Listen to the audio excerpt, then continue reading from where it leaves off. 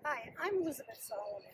I'm a member of the Massachusetts Tribe of Leventhal, and the Greater Boston area is our homeland, it's the home of our ancestors. We've been here 10,000 years for over 10,000 years. And one of the things that I like to say is that 10,000 years ago, when Boston Harbor was dry land, we were here. 1,000 years ago, when most of Boston or a lot of Boston was underwater, we were here, and we're still here. I'm Joe Bagley. I'm the city archaeologist of Boston, and I look for the stories of the past by finding the artifacts and the items and the creations that are in the ground. And that includes working with Massachusetts people to fill in some of the gaps that the archaeology misses.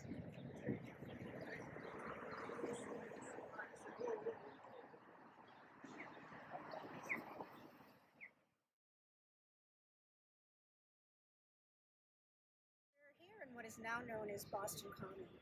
Um, as I said earlier, the Massachusetts people have been here for over 10,000 years.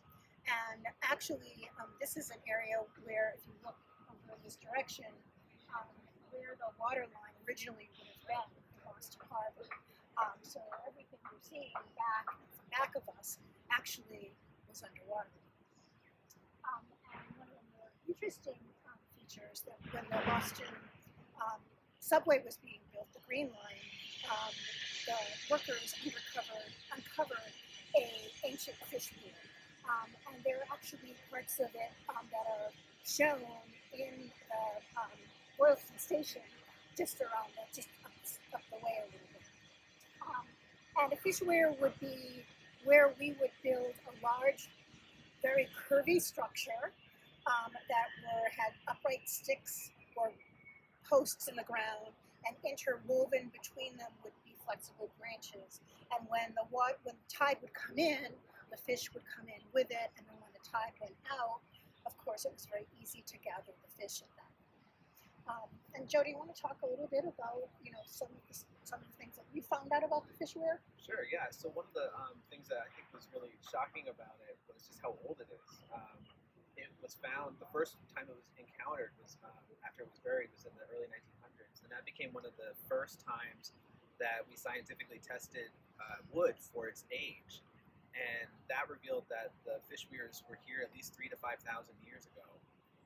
But even still, that's not even going all the way back to 10,000. It's still like halfway down the timeline of the Massachusetts story here. But the fact that they're still preserved and they're still under Back Bay in Boston, probably tens of thousands of pieces of the weir over those years. But it also shows this continual to return to the same space, especially in the spring, which we're in right now, which is kind of a nice time to be here too. I think one of the things that's really important for people to understand about the landscape is that because we're in a large city and there's so many things that block our view, it's very hard for us to see what the actual landscape is. Much of it has been obviously altered given the fact that the ocean used to be right there. But even so, just trying to kind of get a sense of where the ocean is in relation to where we are, or what the topography looks like, because so much is blocked by buildings. And one of the things that I do sometimes when I do walking tours is I ask people, which way is the ocean? And 9 times out of 10 people have no idea. We've really changed the landscape dramatically, not just from blocking the building, but removing hills. We were here in the 1600s looking in that direction, where you see the kind of boxy shaped parking building, which you can go downstairs and now park underground. That used to be a small hill that was later named Fox Hill. That was completely removed from the landscape. But the ocean came right up to those trees, and at low tide you could walk out across the clam flats and collect clams. But we're also on one of the few remaining hills left in Boston in general. We've been removing them since the 1800s. So this, what's now called Monument Hill, is one of the places that, without all the buildings surrounding Boston Common, we could see the shoreline to the east looking out at Boston Harbor, also the Charles River and Back Bay. So this spot would have been able to, without as many trees even, would be visible to most of Boston except for Beacon Hill, which is the tallest hills in Boston that remain. Yeah, and I think one of the things that I'll also say is that Massachusetts means, some people say Great Hill, or many hills. And so the Massachusetts are actually people of the hills. And if you kind of look at a topographic map of eastern Massachusetts, you can see the undulating landscape that's so hard to see, particularly in the city. And those hills were really important, not just for, most of them were left behind by the glacier, but some of those hills were volcanic deposits that provided stone to the Massachusetts to make stone tools out of.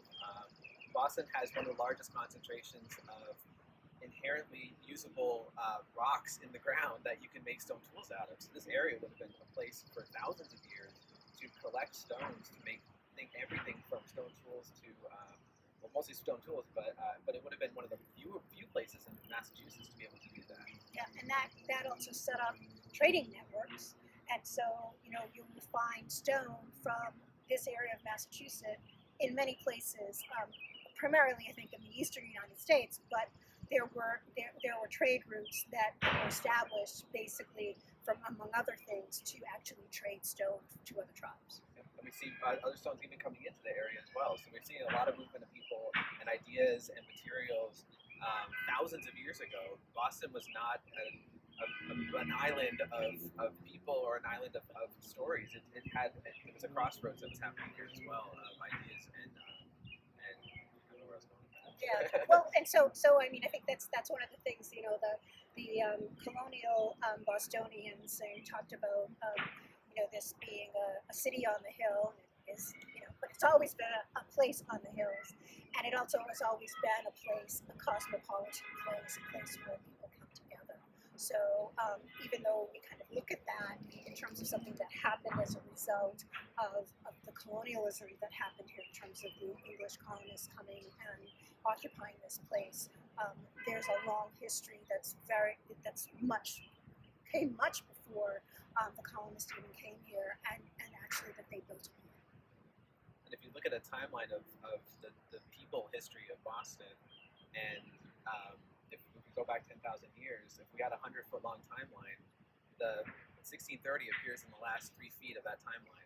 So if we only talk about what happened after the arrival of Europeans, we're missing the vast majority of the story of this place, of the story of Massachusetts people, and the history of Boston itself. That story begins long before 1630.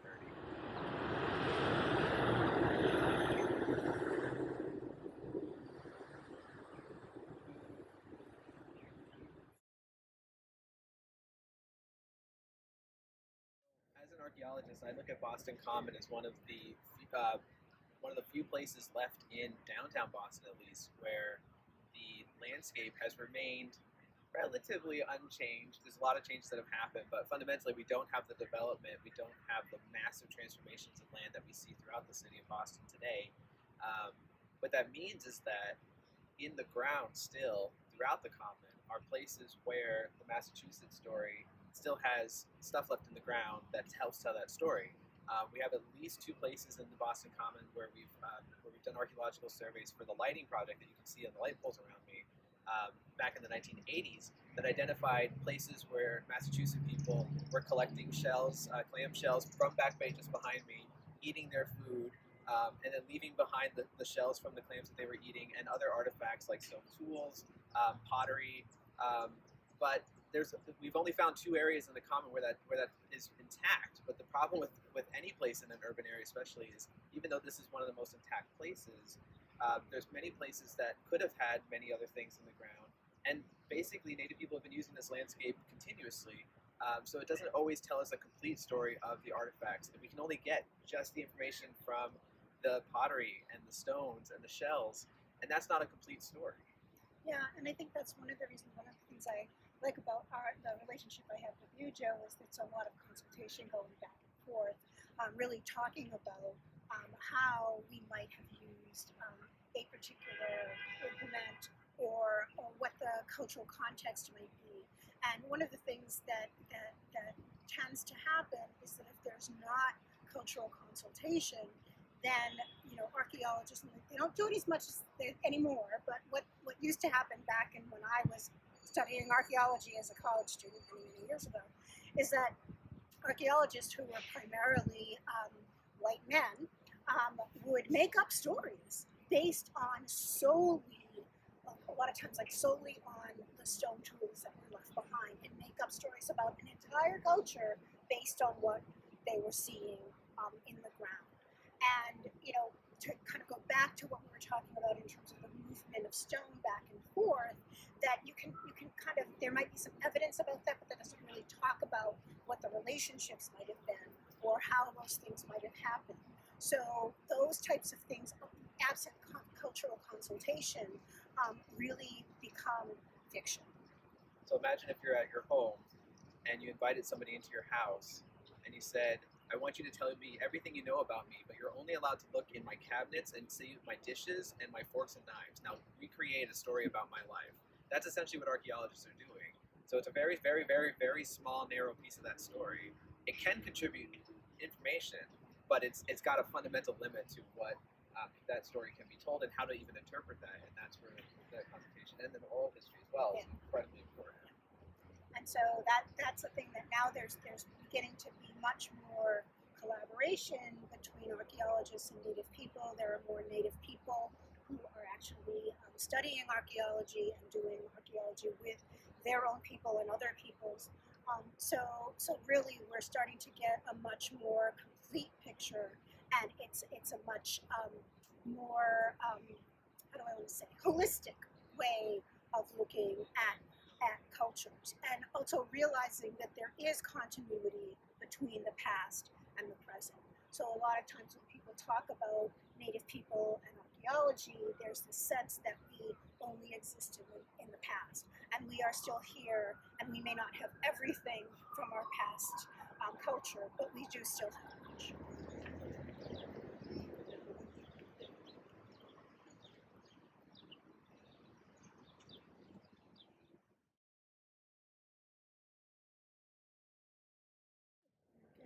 So, I mean, since we're talking about landscape, sometimes the question comes up, did the Massachusetts have like maps? And, I won't say that we did not, but when you think about how we actually interacted with the environment, we would not necessarily need maps. One of the things that we would do is we would tell stories, and our stories weren't just stories, they were ways both of wayfinding, they were ways of where you might find resources. There were lessons about how to live and interact with the world. And one of the things that I think that we have lost, that we used to have, is that we oriented ourselves as part of place. That we did not see ourselves as separate from place. So we didn't need somebody to say, okay, walk, 100 yards this way, turn left, and then turn right. We had enough sense of how the world worked and we interacted with it that we could actually find our way within it. And there are many current Indigenous societies who have ways of orienting themselves to the landscape that people who are from Western civilization don't understand. And that's something that was lost with colonization and the acculturation that happened with the Native people at colonization by the English. And that kind of talks a little bit, that kind of brings to mind the idea of how we are with the world. And so we don't see ourselves as separate from the world. We see ourselves as part of a large system, and not the most important part, but part. And we have, whereas Western people would see that they have rights, we see that we have responsibilities. And that there's this idea of reciprocity that happens within the entire environment with living things and non-living things. Whereas within Western society, we tend to see ourselves as very separate from the world. And that's, in a way, like you need a map if you're separate. You don't know, like you're not part of the world, so you need a map in terms of how to negotiate.